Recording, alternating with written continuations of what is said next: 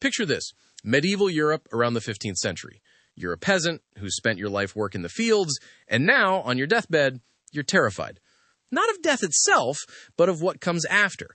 The priests have made it crystal clear.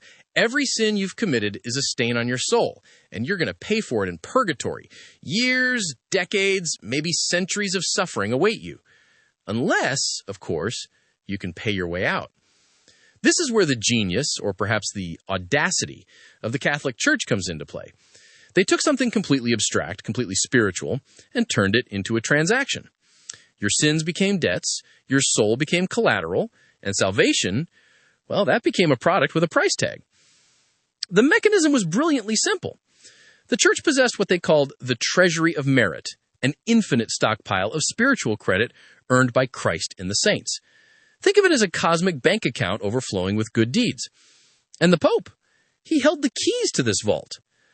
Through papal authority, the Church could transfer credits from this treasury to your personal spiritual account, canceling out your sins and reducing your time in purgatory.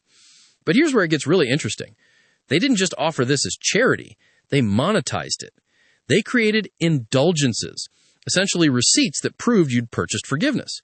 Hand over your coins, receive your certificate, and watch your spiritual debt disappear. It was the world's first loyalty program, except instead of earning points for coffee, you were buying your way out of eternal torment. The Church became incredibly sophisticated in how they marketed these indulgences. For the wealthy nobles and merchants, they offered premium packages. Want to reduce your time in purgatory by 1,000 years? That'll cost you a significant sum. Want to purchase forgiveness not just for yourself, but for your dead relatives already suffering in purgatory? Even better and even more expensive. But the Church didn't ignore the poor. They couldn't afford to. The peasants represented volume, and volume meant revenue. So they created economy options, smaller denominations, partial indulgences, payment plans. The marketing campaign was extraordinary for its time. Traveling salesmen, we'd call them pardoners, roam from town to town with the enthusiasm of modern infomercials. One of the most infamous was Johann Tetzel. His catchphrase was devastatingly effective. As soon as a coin in the coffer rings, the soul from purgatory springs. Imagine hearing that in a smoky, medieval church, surrounded by paintings of hell's torments. It wasn't just marketing, it was psychological warfare. Tetzel would describe in graphic detail the suffering of people's parents and grandparents, burning in purgatory at that very moment, waiting for their loved ones to purchase their release. Listen to the voices of your dead relatives, he'd say, calling out to you from the flames, begging you to spare a few coins for their relief. How could you refuse? The revenue generated was staggering. The Church used these funds to finance massive construction projects, most notably St. Peter's Basilica in Rome. But as the operation scaled up, something started to crack. The system began to eat itself. The problem with turning spirituality into commerce is that commerce has its own logic, its own momentum. The need for revenue started to override the need for theological consistency. Partners began making claims that even generous interpretations of church doctrine couldn't support. They weren't just selling reduced time in purgatory anymore. Some were implying you could buy forgiveness for sins you hadn't even committed yet. It was spiritual futures trading. And then came the auditor. Martin Luther wasn't trying to destroy the church when he nailed his 95 Theses to that church door in Wittenberg in 1517. He was trying to save it. Think of him as an internal whistleblower, someone who'd seen the books and couldn't stay silent anymore.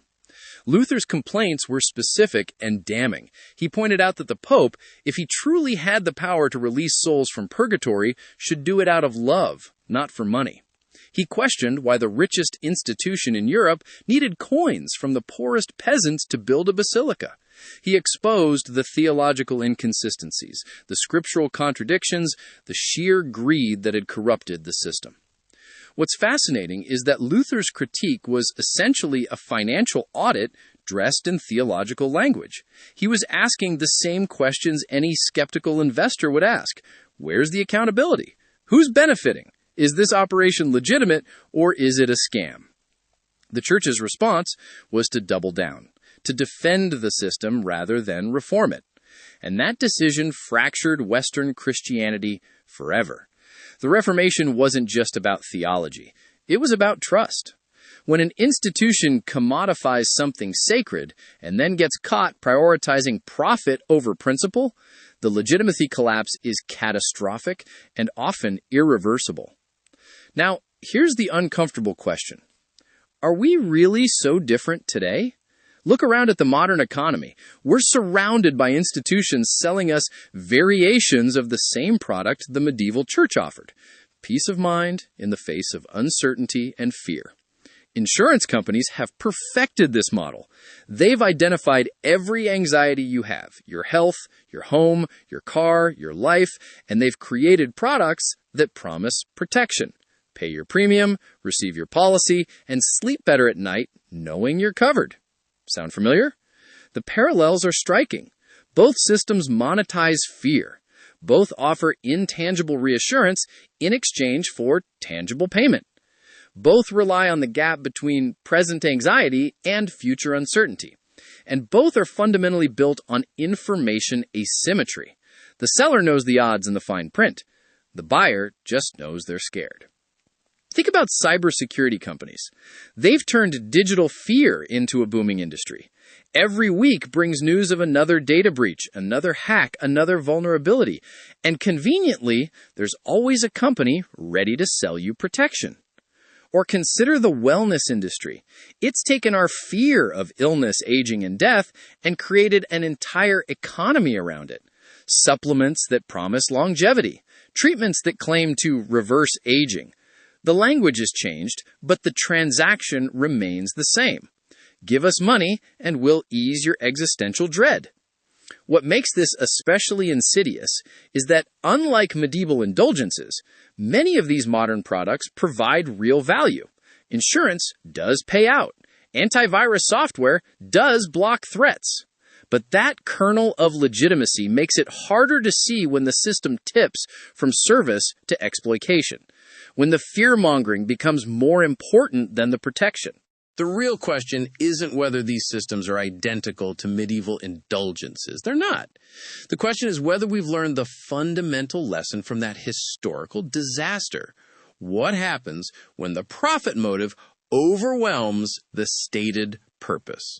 The Reformation happened because ordinary people finally said enough. They saw through the transaction. They recognized that their fear was being weaponized for someone else's gain.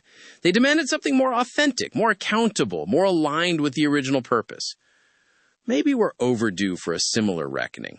Not a rejection of insurance or security or planning for the future, but a more critical examination of how fear is packaged and sold to us. A demand for transparency about what we're actually buying and who's actually benefiting. Because whether it's 1517 or today, the pattern remains the same. Identify a fear, offer a solution, set a price, scale the operation, and hope nobody asks too many questions about whether the whole system is built on something real or just another way to turn human anxiety into profit. The coins still ring. The question is, what are they actually buying?